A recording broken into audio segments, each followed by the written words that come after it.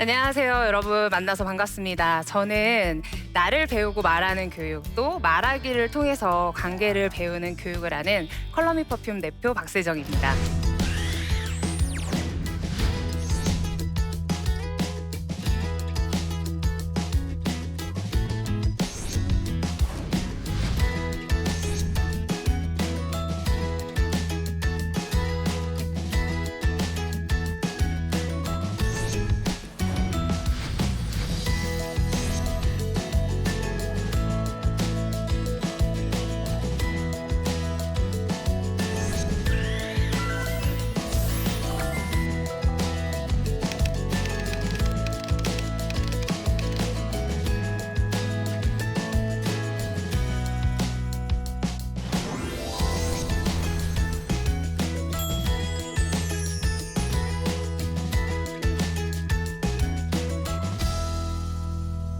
네.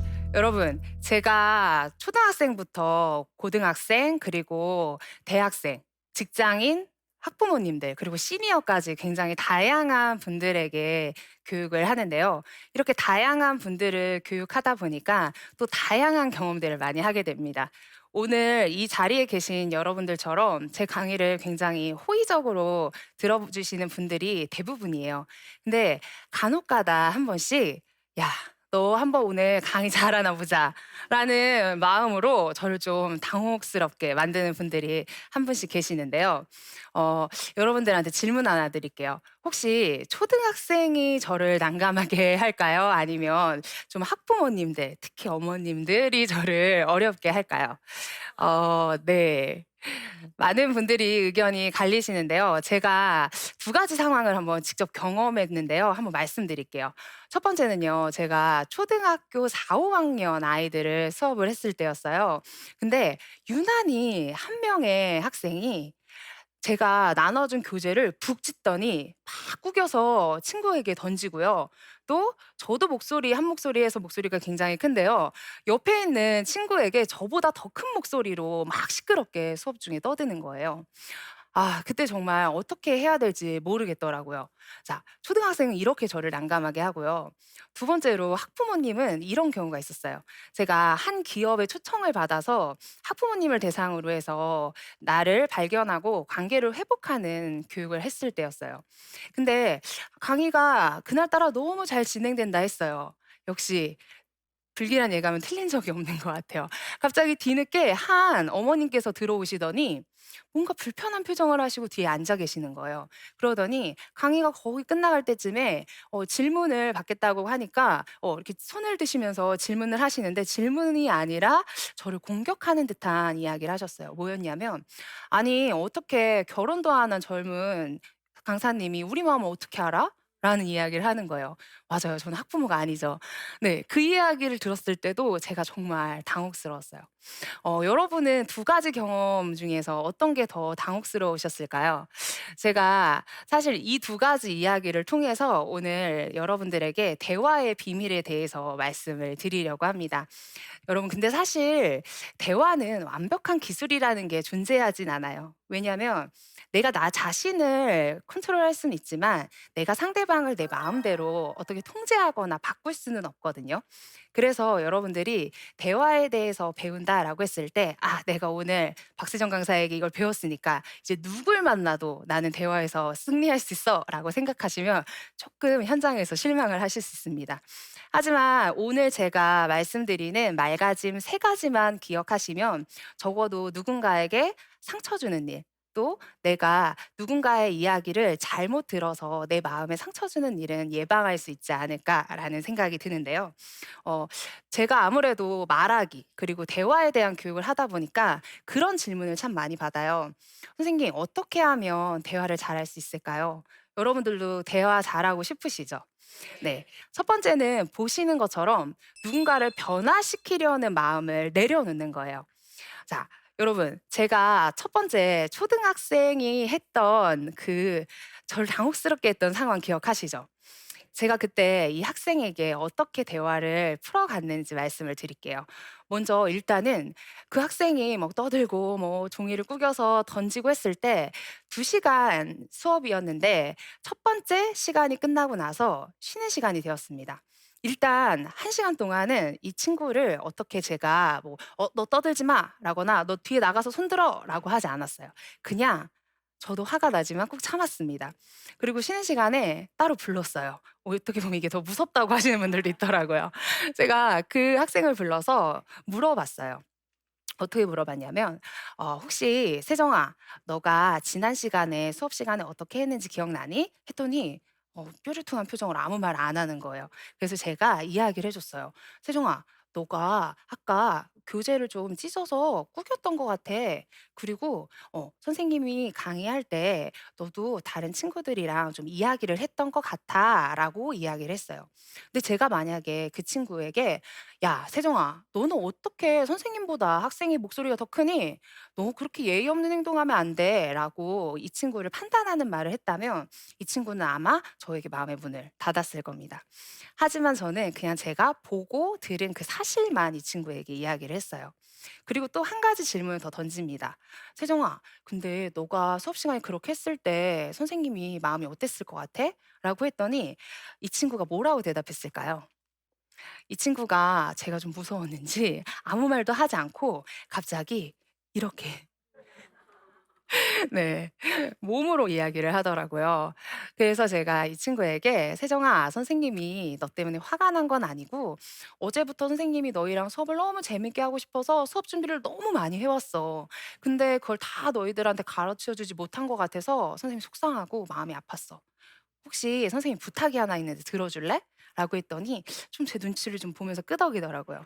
그래서 다음 시간에는 세정이가 조금만 선생님 이야기할 때는 다른 친구에게 조근조근하게 소곤소곤 이야기를 해 줬으면 좋겠고 교재는 선생님이 성의껏 준비한 거니까 찢지 않았으면 좋겠어."라고 부탁을 했어요.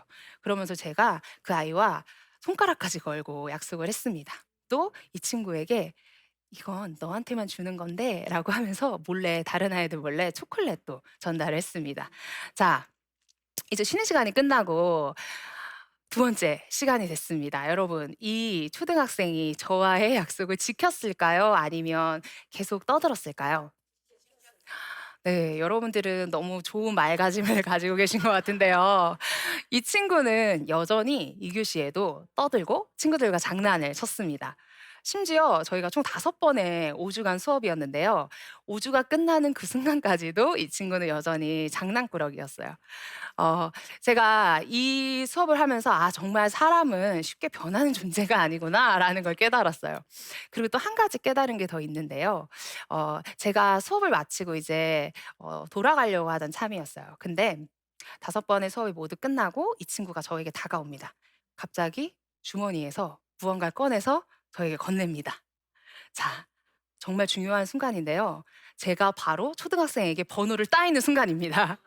네. 이 친구가 저한테 번호를 물어보는 거예요. 그래서 "너 선생님 번호를 왜 물어보니?" 라고 했더니 "아니 선생님, 제가 다음에 또 이 스피치 수업이 있으면 꼭 듣고 싶어서요. 저한테 연락 주시면 안 돼요?" 라고 하는 거예요. 그래서 "알았어. 꼭 선생님이 연락해 줄게." 라고 번호를 알려줬습니다. 그리고 제가 이제 그 친구 번호 받아갔는데요. 그리고 나서 제가 또 이제 집에 막 가려고 하는데 갑자기 또 저를 불러 세워요. 그러더니 갑자기 또 핸드폰을 꺼냅니다. 왜 아까 번호 줬잖아."라고 했더니 "선생님, 저랑 셀카 한 장 찍죠." 라고 하는 거예요. 그래서 그 아이와 셀카까지 찍고 이제 "다음에 또 보자."라고 하고 인사를 했는데요. 이 아이와의 관계를 통해서 저는 내가 누군가를 변화시킬 수 있는 존재는 아니지만 누군가의 마음을 얻을 수 있는 존재구나.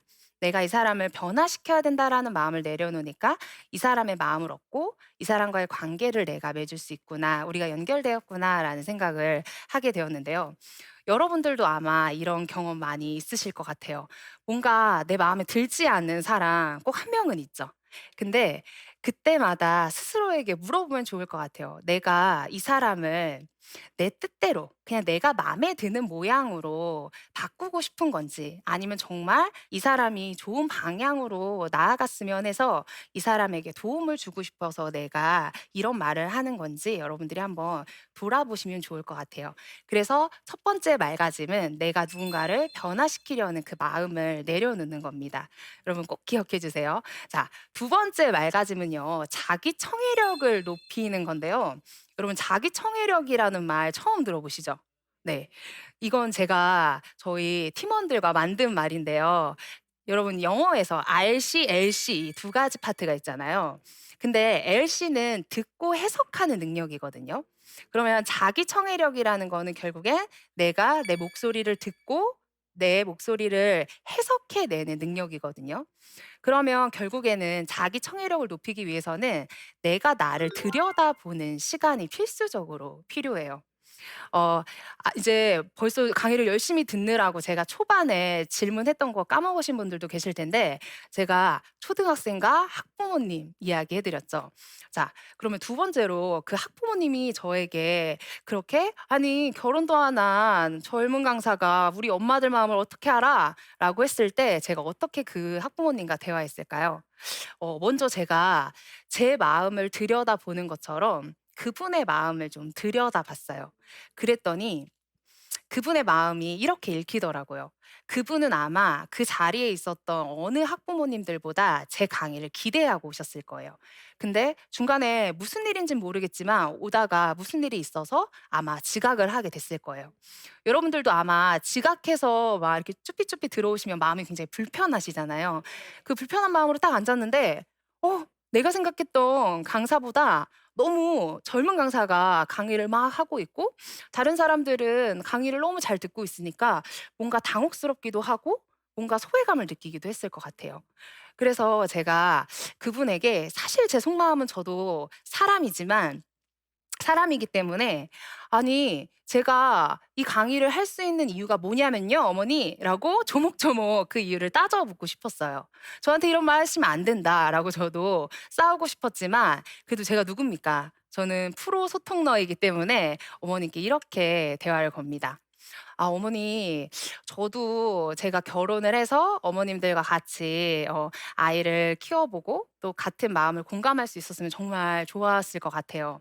근데 제가 오늘 이 자리에서는 그냥 딸로서 또 어머님들과 같은 예비 엄마로서 이 자리에 서서 제가 잘 전문적으로 알고 있는 지식을 전달할 수밖에 없다는 게 좀 저도 아쉬워요. 하지만 어머님들이 귀한 시간 자리에서 오셨기 때문에 제가 준비해 온 것들 더 열심히 전달해 드리도록 하도록 하겠습니다. 부족하지만 열심히 들어주셔서 감사합니다라고 말씀을 드렸어요. 제가 이렇게 말씀을 드리고 나서 다 강의가 끝나고 그 어머니께서 저에게 따로 찾아오셨어요. 그리고 나서 이렇게 말씀하셨어요. "아 강사님, 제가 그런 의도는 아니었는데 제가 좀 말을 잘못 전달한 것 같습니다. 만약에 기분이 안 좋으셨다면 죄송해요."라는 말씀을 하셨어요. 아마도 제가 "어머니, 제가 이런 분야에서 몇 년간 강의를 했고 소통과 스피치의 전문가입니다. 그렇기 때문에 제가 이 강의를 결혼 안 해 봤지만 할 수 있습니다."라고 만약에 따졌다면 그 어머니는 저와 같이, 그죠, 서로 다툼이 됐을 텐데요. 제가 어머니의 마음을 듣고 읽어 주었을 때 어머니는 저에게 "미안하다."라고 솔직한 마음을 털어놓게 되었죠. 저희는 이렇게 자기 청해력을 갖는 게 굉장히 중요합니다. 한 예로, 여러분 만약에 오늘 이 강의가 끝나고 저녁 약속이 있었어요. 근데 저녁 약속을 한 친구가 갑자기 연락이 옵니다. 세정아, 나 오늘 컨디션이 너무 안 좋아서 너와 약속을 못 지킬 것 같아." 라는 취소 연락이 옵니다. 근데 만약에 여러분들이 오늘 강의를 너무 집중해서 열심히 들었더니 막 몸이 피곤하신 거예요. 그리고 미뤄놨던 일이 생각이 나서 이 친구의 연락을 받았다면 여러분들 어떤 마음이 드시겠어요? "아싸!"라는 마음이 드시겠죠. 근데 반대로 여러분들이 오늘 강의를 듣고 '친구한테 나도 박세정 강사가 했던 이야기를 꼭 전해 주고 싶다. 그리고 며칠 전부터 꼭 가고 싶었던 맛집이 있었는데 그 맛집 같이 가야지.'라고 약도까지 자세히 알아 놓은 상태에서 친구의 취소 연락을 받으면 어떨까요? 그쵸. 굉장히 섭섭하고 '얘는 나랑 약속을 왜 이렇게 가볍게 여기는 거야? 내가 얘한테 이 정도밖에 안 됐나?'라는 생각이 드시겠죠. 생각해 보면 친구의 행동은 처음과 두 번째 모두 동일했죠. "세정아, 나 오늘 몸이 안 좋아서 너랑 약속 못 지킬 것 같아." 라는 반응은 똑같았어요. 하지만 내 컨디션이 좋으냐 그렇지 않느냐에 따라서 우리는 친구에게 섭섭하기도 하고요. 또 그쵸. '아 다행이다.'라는 안심감을 얻기도 합니다. 이처럼 우리는 내 목소리를 듣는 연습이 필요한데요. 내 목소리를 듣는 연습을 하고 '아 내가 이런 생각을 하는 이유가 이것 때문이구나.'라고 알아챌 수만 있다면 적어도 외부로부터 우리가 공격이 들어왔을 때 내 마음을 보호할 수 있는 역할을 하게 됩니다. 자, 벌써 마지막 세 번째 맑아진 비밀인데요. 세 번째는요. 내가 틀릴 수도 있다고 생각하는 거예요. 근데 세 가지 중에서 제가 사실 제일 못하고 있는 것 중에 하나예요. 왜냐하면 제가 직업이 가르치는 선생이라는 게 저의 직업이잖아요. 그렇기 때문에 직업병인가 봐요. 가족들이랑 이야기하거나 친구들이랑 이야기할 때도 제가 알고 있거나 저 사람이 뭔가 나랑 다르게 이야기하는 것 같다라고 하면 제가 그렇게 저도 모르게 막 설명을 하고 있고요. 그 친구를 막 가르치고 있는 제 모습을 발견하게 되는데요.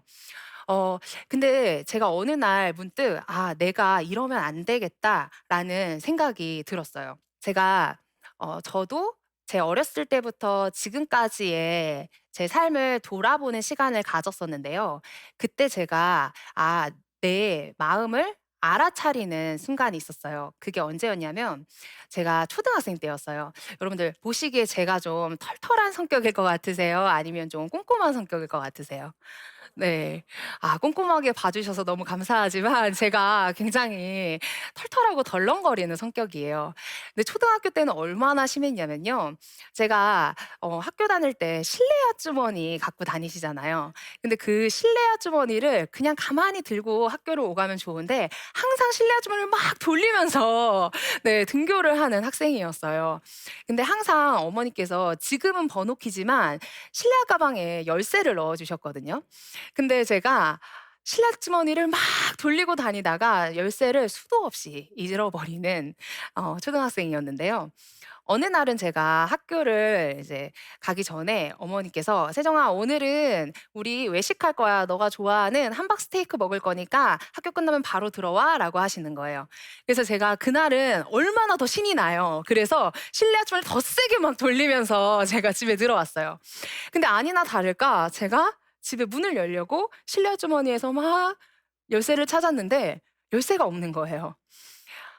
그때 저는 여러 번 반복됐던 일이지만 '아 어떡하지? 열쇠를 잃어버렸네. 엄마가 올 때까지 기다려야겠다.'라는 좀 무서운 마음을 가지고 쭈그려 앉아서 엄마를 기다렸습니다. 근데 어머니가 도착해서 저에게 쭈그려 있는 저를 딱 보시더니 엄마는 직감적으로 아셨나 봐요. 저에게 막 화를 내시면서 "세정아 너 나가서 오늘 외식 없으니까 열쇠 찾을 때까지 들어올 생각하지 마."라고 하시는 거예요. 네. 근데 저희 어머니가 굉장히 좋은 분이시거든요. 예. 이 방송을 보시면 아마 어머니께서 "너는 왜 나를 나쁜 엄마로 만드니?"라고 하실 수도 있을 것 같은데 사실 여러 번 반복되다 보니까 엄마도 화가 많이 나셨을 거예요. 근데 그때 제 마음에 굉장히 상처가 됐었어요. 왜냐하면 저는 신라 주머니를 신나게 돌렸던 이유가 뭐였죠? 네. 가족들과 오랜만에 함께 외식을 할 생각에 굉장히 신이 났었거든요. 근데 엄마는 제 마음을 알지 못하고 그저 제가 실내 주머니를 돌려서 열쇠를 잊어버렸다라는 사실만 중요했던 거죠. 그래서 저는 울면서 그날 밤늦도록 이렇게 동네를 돌아다니면서 열쇠를 찾았던 기억이 제 무의식 속에 상처로 남아 있더라고요. 그때 제가 깨달았어요.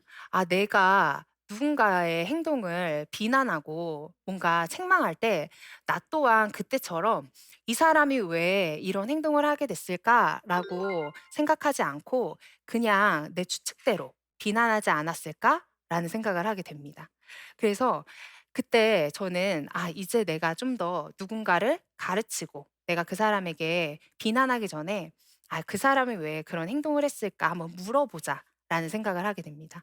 그리고 제가 어 주변에서 저에게 많이 물어보세요. "아 어떻게 하면 슬퍼하는 사람들을 위로할 수 있을까요?" 라는 질문을 많이 하시거든요. 근데 그때 우리가 많이 하는 실수가 있어요. 뭘까요? "괜찮아. 별거 아니야. 시간이 지나면 괜찮아질 거야." 라는 이야기를 많이 하거든요. 근데 사실 괜찮을까요? 그쵸. 그 일을 겪은 사람은 괜찮지 않거든요. 그래서 우리가 쉽게 '아 괜찮아.' 라고 하는 추측도 다시 한번 생각해 볼 필요가 있습니다. 마치 우리가 길을 걷다가 돌멩이에 걸려서 넘어졌을 때 무릎팍에 피가 나고 멍이 들면 우린 괜찮지 않죠. 우린 이렇게 육체적인 부상을 당하기도 하지만 누군가의 상처의 말 때문에 우리는 심리적, 정서적인 부상을 당하기도 하는데요. 그때 나는 너무 마음이 아프고 나는 슬픈데 괜찮아. 아, 이게 뭐 별것도 아니야. 나도 이런 경험 많이 해봤는데 시간이 지나면 다 괜찮더라. 라고 만약에 이야기를 한다면 어떨까요? 마음이 더 많이 아프겠죠. 그래서 우리는 누군가의 마음을 '내가 읽는 것과 틀릴 수 있다. 내 추측이 틀릴 수 있다.'라고 생각하는 것이 굉장히 중요합니다. 여러분 제가 지금까지 세 가지 말가짐을 여러분들에게 전해 드렸는데요. 이 세 가지 말가짐을 제가 한 문장으로 정리를 해 볼까 하는데요. 바로 "비난은 쉽고 사랑은 어렵다."라는 말입니다. 여러분, 누군가를 비난하는 일은 우리 배워본 적도 없는데 참 누군가 잘못한 거 꼬집어내는 건 쉽거든요. 제가 스피치 강사잖아요. 근데 스피치를 가르치다 보면 제 제자들이 가끔은 듣는 귀가 밝아져서 "선생님, 제가 이제 다른 사람들 강의를 못 듣겠어요. 이제 저 강사는 손을 저렇게 하면 안 되는데. 아, 말을 저 이야기부터 하면 안 되는데 저 이야기는 마지막에 해야지 더 맛깔나는데." 이렇게 듣는 귀가 열린다라고 하거든요. 고작 스피치 몇 주 배웠다고 해서 다른 사람의 단점은 쉽게 찾아내게 되더라고요. 근데 그 사람을 사랑하게 하는 거는 우리 어떨까요? 아무리 누군가를 사랑할 수 있는 책을 보거나 강의를 들어도 우리는 쉽게 누군가를 사랑하기는 좀 어려운 존재인 것 같아요. 하지만 여러분, 사랑하는 게 힘들다면 여러분들이 지금 무의식적으로 내뱉고 있는 비난의 말, 앞에서 말씀드렸던 것처럼 누군가를 내가 변화시키려고 하는 마음, 그리고 누군가의 마음을 내가 들여다보기 어려워서 그냥 '아 몰라. 그냥 내 멋대로 판단해 버릴래.'라고 들여다보지 않았던 것들.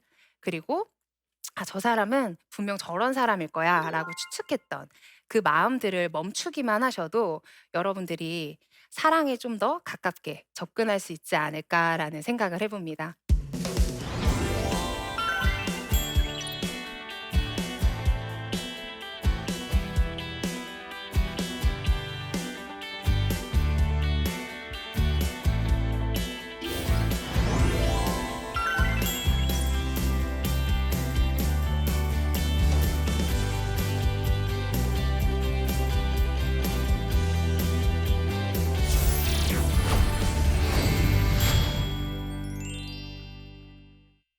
대화의 비밀 맑아짐 들으시고 두 가지 질문을 해 주셨는데요. 첫 번째 질문부터 한번 볼게요. "말의 능력을 알기에 말을 잘하고 싶지만 화가 날 때는 말이 통제가 안 됩니다. 화가 났을 때 지혜롭게 말할 수 있는 방법이 없을까요?" 라는 질문을 해 주셨어요. 많이 우리가 화가 나서 막 통제가 안 될 때는 어 오히려 멈춰 가시는 게 좋아요.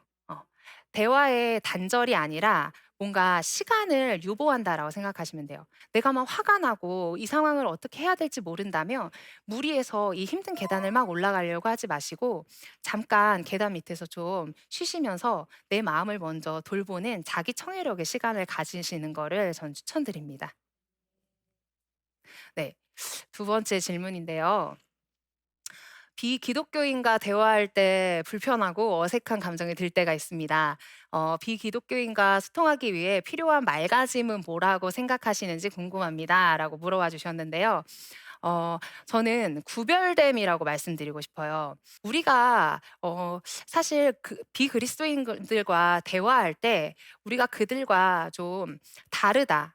뭔가 본질적으로 다르다라는 느낌을 우리가 들 수는 있지만 그게 우리의 구별됨이지 그게 다르 뭔가 틀린 거는 아니라는 생각이 들거든요. 그리고 또 하나 착각하시는 게 우리가 교회에서 쓰는 용어 뭐 "형제님, 자매님 축복합니다."라는 이런 교회 용어를 쓰는 게 크리스천의 언어라고 생각하시는 경우가 많은데요. 그것도 맞아요. 하지만 우리가 꼭 그런 언어를 쓰지 않더라도 우리의 맑아짐이 우리의 중심이 그리스도인으로서의 중심을 잘 지키고 있다면 오히려 사람들에게 '아 저 사람 진짜 그리스도인이구나. 그냥 겉모습만 그리스도인이 아니라 진짜 그리스도인이어서 저렇게 말을 하는구나.'라는 거를 사람들이 구별됨을 알아챘을 때 오히려 일반 비크리스천들도 '아 뭔가 우리와 다르지만 저 사람은 진짜 크리스천이다.'라고 인정하지 않을까. 그게 바로 구별됨이지 않을까라는 생각이 듭니다. 지금까지 여러분 대화의 비밀, 맑아짐 세 가지를 여러분들에게 말씀드렸는데요. 첫 번째로는 내가 누군가를 변화시키려는 마음을 내려놓는 마음가짐입니다. 그리고 두 번째는 자기 목소리를 듣고 해석하는 자기 청해력을 높이는 맑아짐이고요. 마지막으로는 누군가를 쉽게 추측하고 판단하는 걸 내려놓는 맑아짐인데요. 이 세 가지 맑아짐과 더불어서 여러분들이 누군가에게 정말 깊은 공감과 깊은 듣기를 좀 경험시키는 그런 프로 스토너가 되시기를 간절히 바라겠습니다. 감사합니다.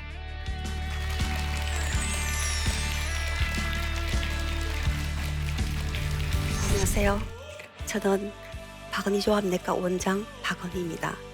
저는 25년 동안을 장애우들을 위해서 어렵고 힘든 사람들을 위해서 의료 봉사를 하고 있습니다. 움직이지 못하는 사람들을 위해서는 직접 방문을 해서 치료도 하고요. 사람들이 제게 물어요. 어떻게 그렇게 오랫동안 지치도 않고 더 행복하게 나눔과 봉사의 삶을 살 수가 있느냐고요. 궁금하시죠? 제 꿈에 대한 이야기를 나침판을 통해서 얘기하고자 합니다. 여러분 많이 시청해 주세요. 이 프로그램은 시청자 여러분의 소중한 후원으로 제작됩니다.